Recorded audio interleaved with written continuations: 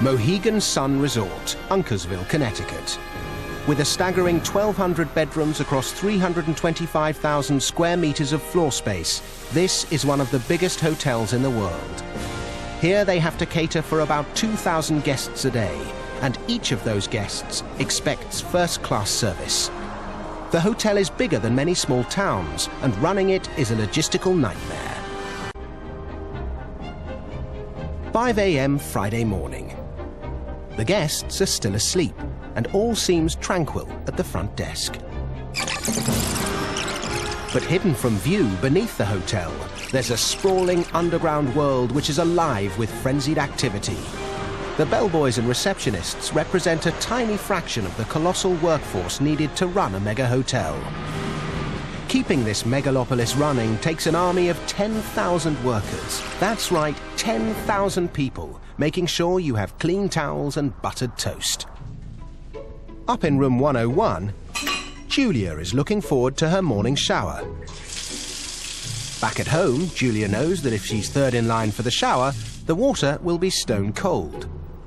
But when she's staying at a fancy hotel, she expects a good hot shower even if she's number 2,000 in the queue. And heating enough water for more than 1,000 synchronized showers is a serious challenge. Having an extra big water boiler just won't do the trick. What you really need is this. It looks more like an underfloor oil refinery. It is in fact a 5-star power station. These 4 giant high-pressure boilers produce 60,000 pounds of steam every hour. Forced up by its own pressure, the steam surges through pipes into a heat exchanger, which brings the hot water up to 60 degrees Celsius. Chief Engineer Dan Webster is responsible for keeping these boilers running 24 hours a day. You can never deprive a guest of hot water, so he also has a couple of spare giant boilers, just in case. These machines are so powerful, the forces at work so huge, that if Dan or his team flicked the wrong switch, they'd have the world's first steam-powered spacecraft. If we see one thing that's not right, we shut it down. If one of these safeties should go, we could physically blow this boiler right through the building, and this thing could become a rocket ship if it was to blow up.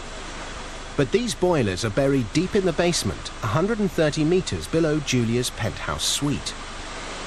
So before she can hit the shower, Julia's hot water has a mountain to climb.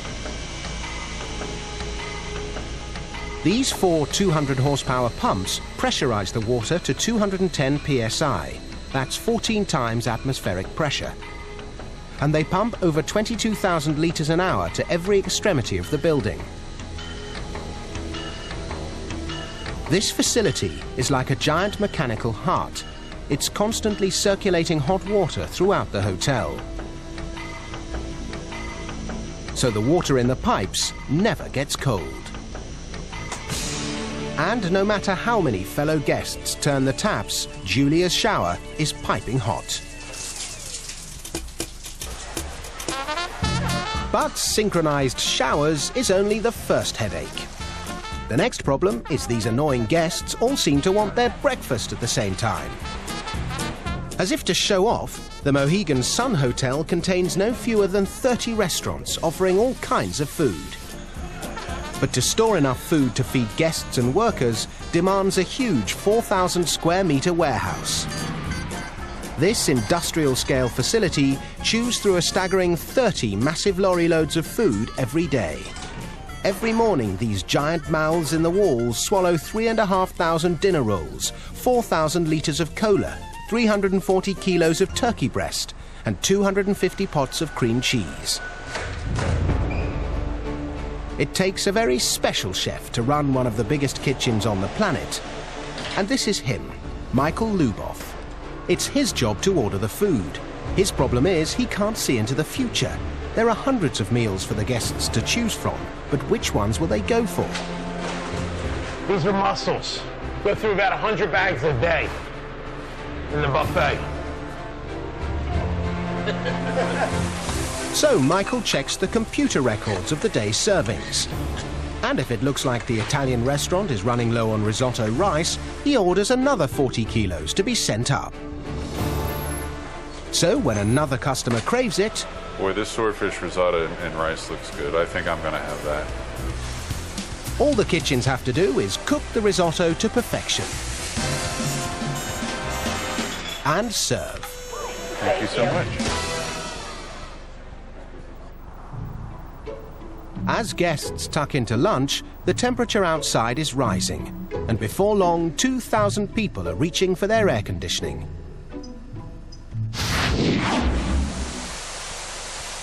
The aircon requires 100,000 litres of cool water per minute, running through 2 kilometres of pipes.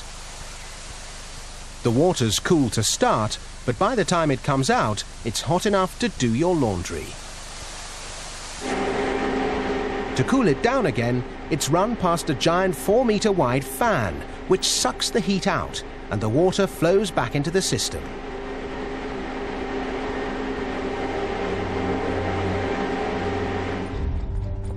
11 a.m. Out at reception, a new guest is arriving who wants to check in early. Good morning. Good morning. Checking in? I am. But the trouble is, there's only one room available, Julia's. And she's been hitting the orange juice hard. What's the last name? It's Carmen. It looks like we do not have a room available at this time. So what I can do is give you a pager. The pager will let you know. So Kelly is given a pager that'll buzz when her room's ready. Thank you. And front desk puts out an urgent call for housekeeping. Housekeeping. The housekeepers swing into action. And as soon as they're done, they press a button outside each room, which sends a signal to a central computer to let front desk know it's been cleaned. And Kelly gets the message that it's ready. So now she too can relax, take a shower, spill some orange juice, and order some of that risotto from room service.